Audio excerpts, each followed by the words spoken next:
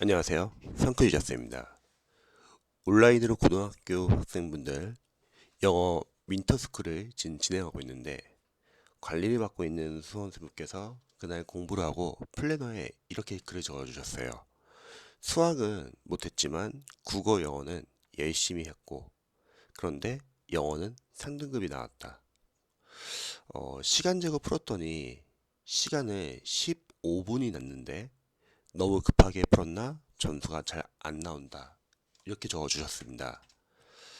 그래서 제가 코멘트를 달았는데요. 아마 비슷한 문제점을 가진 고등학교 수험생분들이나 아마 비슷한 사례로 걱정하시는 분들이 계실 것 같아가지고 제가 간단하게 조언을 드릴게요. 우선 영어 강사로서는요.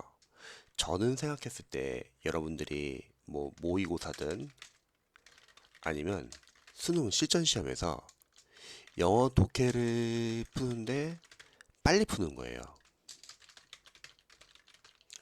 그런데 지금처럼 시간이 남는다거나 많이 틀리잖아요. 그러면 이 문제를 우리가 보완하기 위해서는 다양한 방법이 있는 것 같습니다.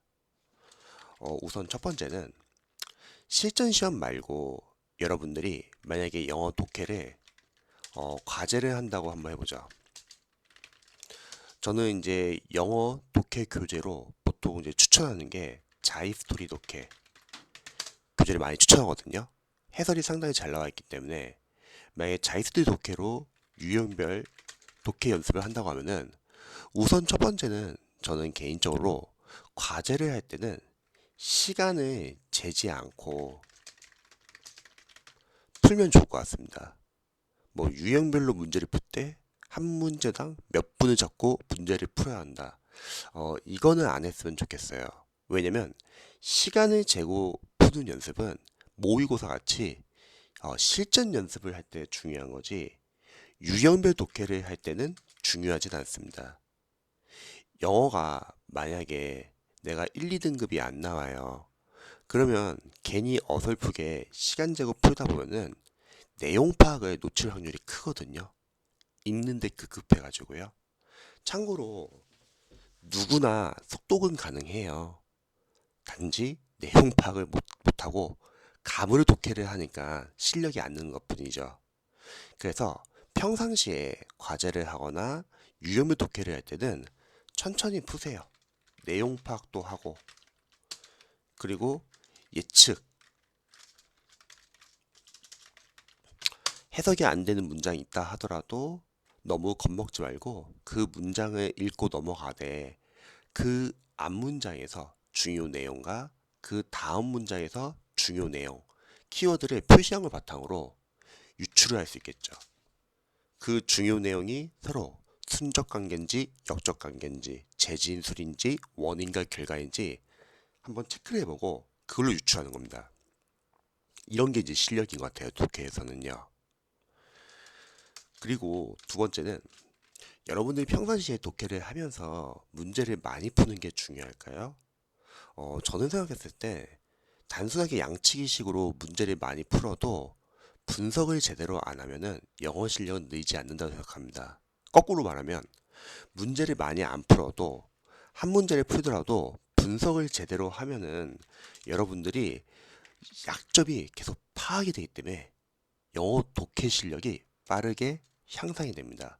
강사 입장에서는 수험생들이 공부를 하면서 자신의 약점을 빠르게 파악하고 그 약점을 보완해서 자신의 실력을 만들어가지고 다음에 문제를 풀 때는 안 틀리는 게 중요하거든요.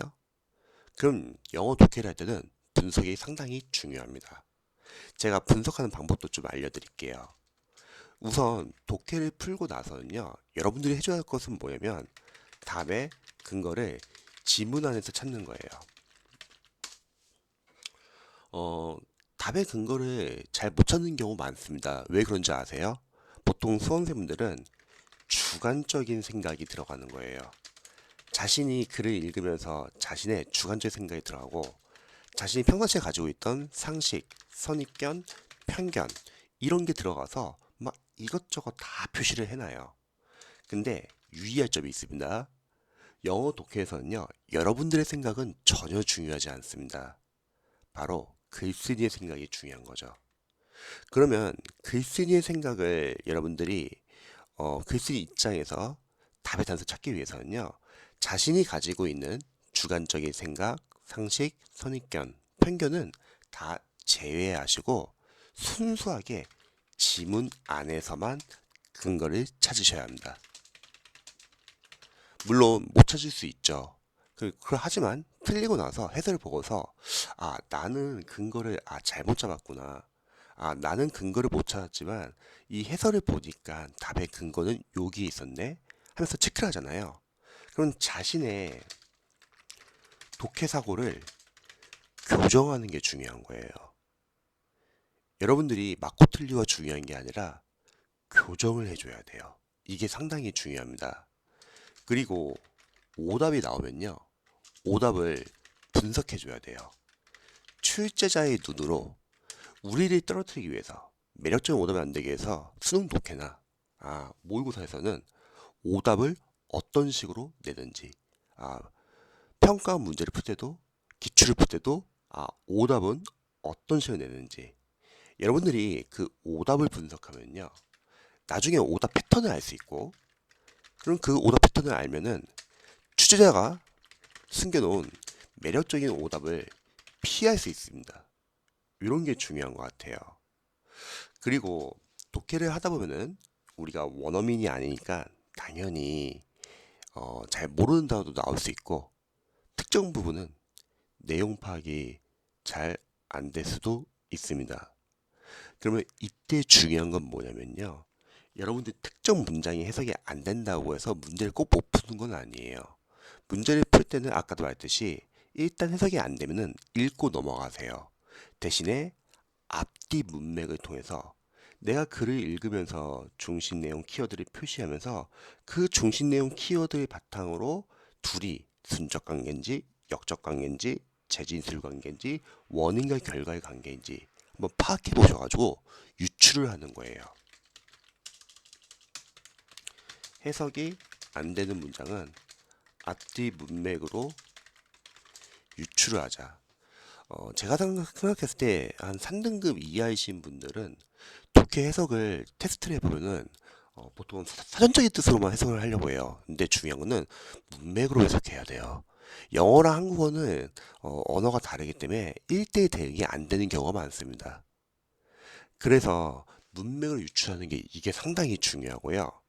그리고 풀고 나서 적어도 그 해석이 안 되는 문장은 저는 문장 노트 또는 독해 노트라고 하는데 이 노트에 정리를 해주시는 거예요. 왜 정리를 하냐면 그 문장은 평상시에 내가 약한 문장 구조거든요. 자신이 약한 문장 구조를 노트에 정리를 해놓는 거예요.